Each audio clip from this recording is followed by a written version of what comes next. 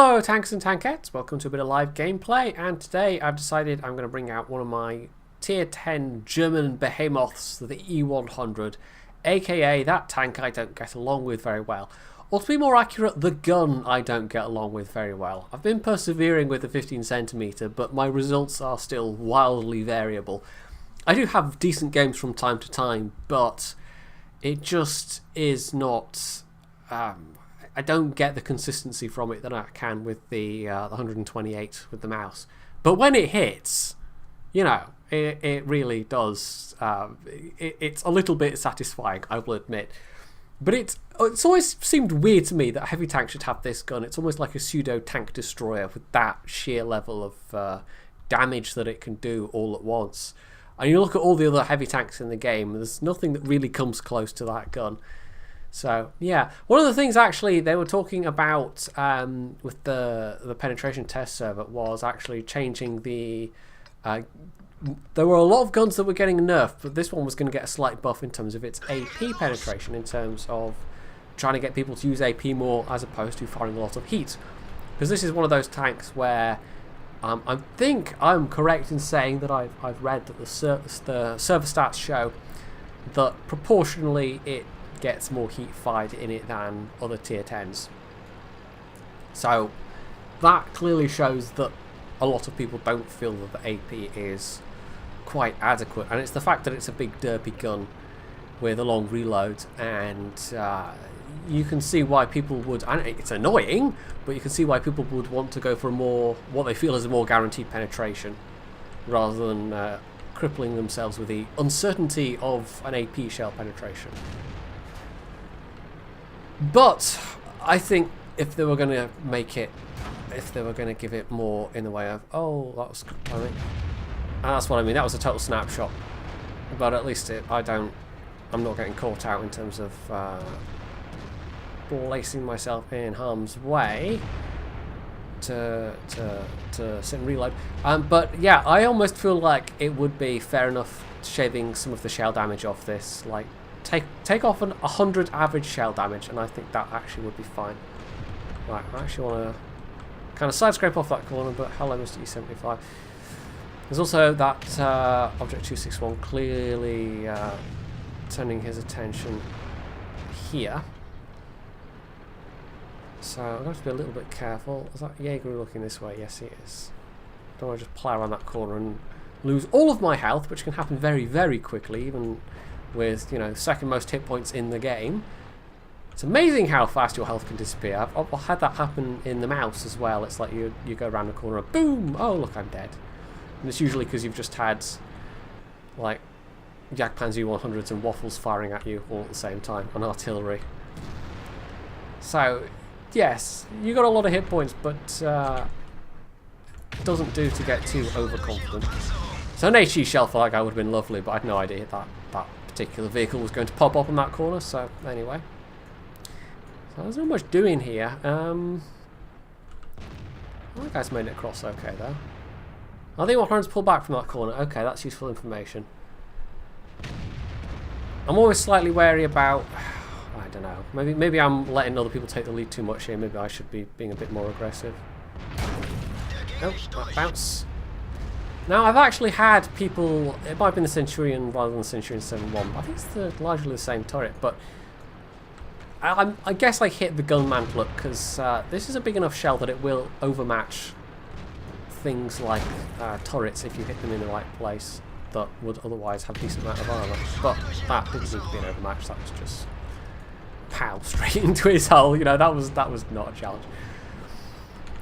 But the other thing with these kind of guns, these very high damage guns, that's just slightly leading off from not really anything in particular, but is that it almost, you get a higher damage. Like if I had another one where another tank with less damage per shell and I got a couple of thousand damage, it'd be like, oh, okay, yeah, I had to work for that. Whereas this one, it's like, well, you fired 3 shots or you fired 4 shots or whatever.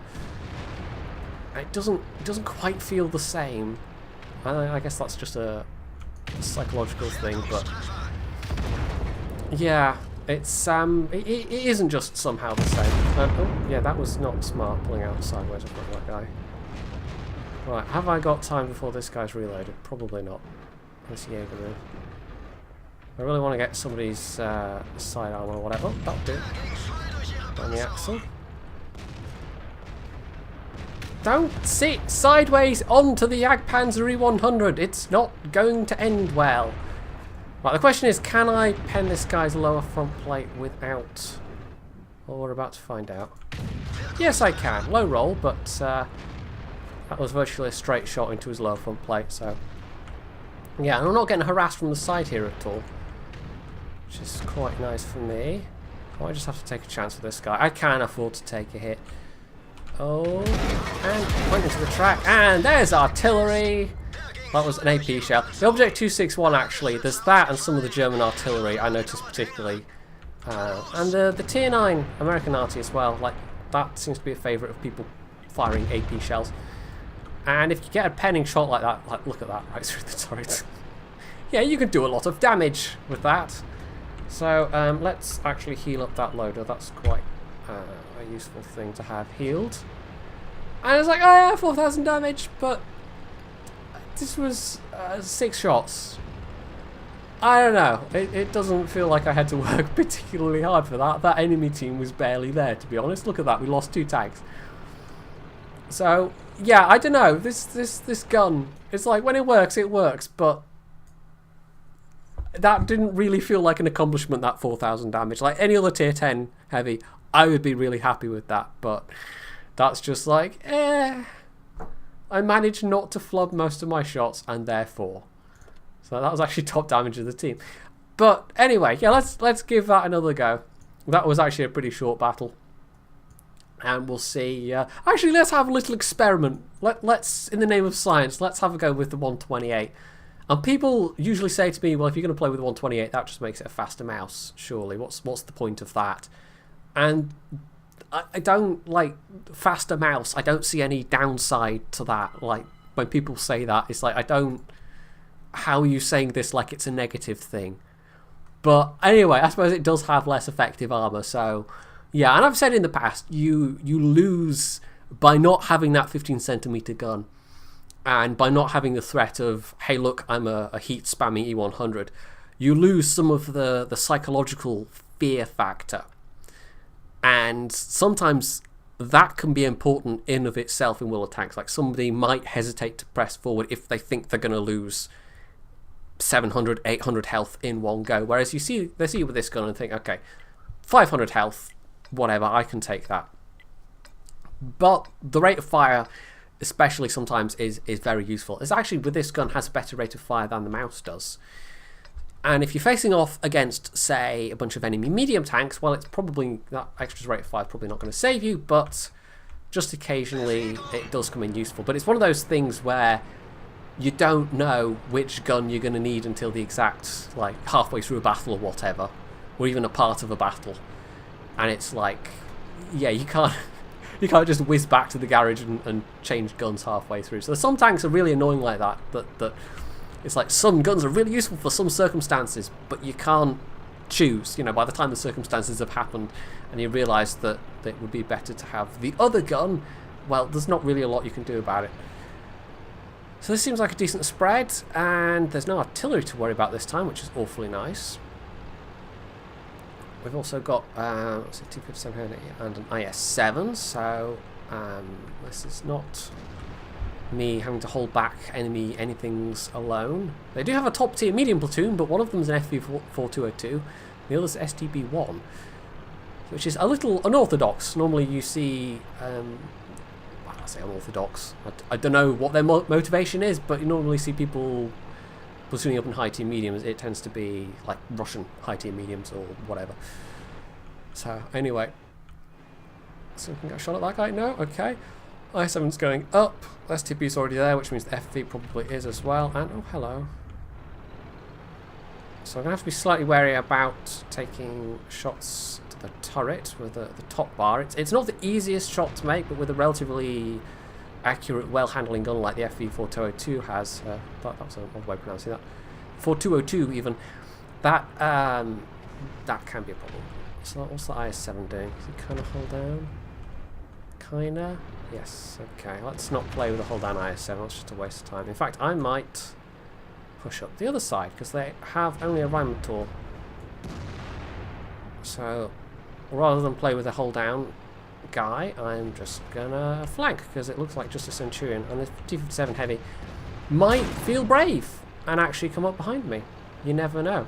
And also, that was a T-34 with that was a slightly odd pen, but okay. It's just not quite enough angle or whatever. But the fast rate fire means I'm not Conqueror is paying attention. Not quite as hampered as I would be by the reload of the other one. Oh, right, get him in the track. And that was that was the top bar. Well, Mr. T-57 Heavy, if you wanted to give me some backup, now would be a grand time to do it. Oh, bit of a snapshot. Well, I don't want to hang around and let him aim. I've got so many hit points. Well, that guy's waiting for me. But, bam, there we go. So that's one less gun, and this is a pair of tier 8s. And oh, hello, there's the Rhino. It kind of depends what gun he's got. I might actually, I'm kind of tempted to load up an HE shell for him, but that's probably a waste of time. Wow, that shell went into the, just right in front of me. Well, that was actually, like, that was mostly aimed. And RNG was just like, nope. And again, mostly aimed. But that's just his gun shield showing, basically. So let's, oh. No, I'm really having no luck with this rhyme at all. Let's just press round. Screw it. I'm playing with a hold down. Not a hold down, but a gun shield down? I don't even know what you'd say there, but a rhyme at all that apparently I'm having a very hard time hitting. Probably about time we stepped up the pace anyway. Oh, also they've managed to... Wait, what? There's an IS-7 that got through to our cap. Oh, that's not so good. Now, that kind of tracking shot with a 15cm gun is particularly painful because it's like, well, I have to now reload for 17 seconds. And I just wasted my opportunity to do some damage, but this is where it comes in more useful having this gun.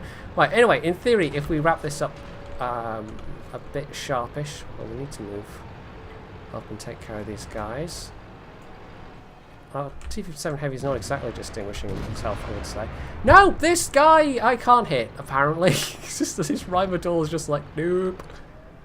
Why won't you die? Why can't I end you? Right, this, surely, there we go. That's like 4 shots it took to get him. Right, so, E4's going back to defend. I can come up behind the FV. IS-7, I'm not quite sure where he's going. FV's coming back this way. Gotta be wary of his gun, but I know he doesn't have a lot of armor for me to worry about, so hello. Oh, god damn it. Snapshot right into the, only bit of armor he does really have, and it's like, bam, okay. I'll just casually hit his upper front plate, which actually does have some armor. Well, that was a bit lucky. That was more towards the beak. I was going for the lower front plate, but... Oh, hello, IS-7. Let's come up behind. Well, say hello to my friends. Right, Right, I'd just shoot him in the turret, actually. Probably easier. Oh, they won by cap. No. Oh, well. Well, see, this it was less damage than the last game, but it felt like I had to work harder for it. More of a sense of accomplishment, but they capped. So that was a bit unfortunate. I was hoping to make my way back there in time, but if they want to cap, that's their prerogative. Let's see what the top score was on the enemy team. 800! Well done there. 763. 685. Well, to be fair, that was the only way they were going to make that was a win was by capping. And they got more than they would have, but still, like that guy, that was his game. He got 475, and that was quite possibly a daily. Who knows? And I got more XP on a loss than the top guy did. So whatever, I don't care. So yeah, I feel like this gun is definitely viable, but people don't get worried about it in the same way. So I'm trying to persevere with this 15cm. And it does actually, like the fact that this is such a an odd gun to have on a heavy, and that they were going to put it on the tier 9 replacement for the VKB, which has now been shelved because they just couldn't make it. Like, it was just that gun against tier 7s. No, that was just so utterly not fair. Of course, that would entirely be solved by +1 -1 matchmaking, you know, just saying. But no, they've shelved that until they figure out how they can balance it. So for now, VKB is also remaining in the game, silly though it is. But yeah, there we go. The E100s, it does occasionally give me good games, and even though the last one, you know, the second one was a loss, I still had pretty decent XP on it. So I'm happy with that. That was purple WN8 apparently both times, so that was actually more WN8 that time, even though that was a loss. I don't know, but maybe because I have no idea. I have no idea. I don't know the ins and outs of WN8. So anyway, if you enjoyed this bit of live gameplay, you can leave in the comments below. You can hit the like button, you can subscribe to my channel, and as always, stay tuned for more.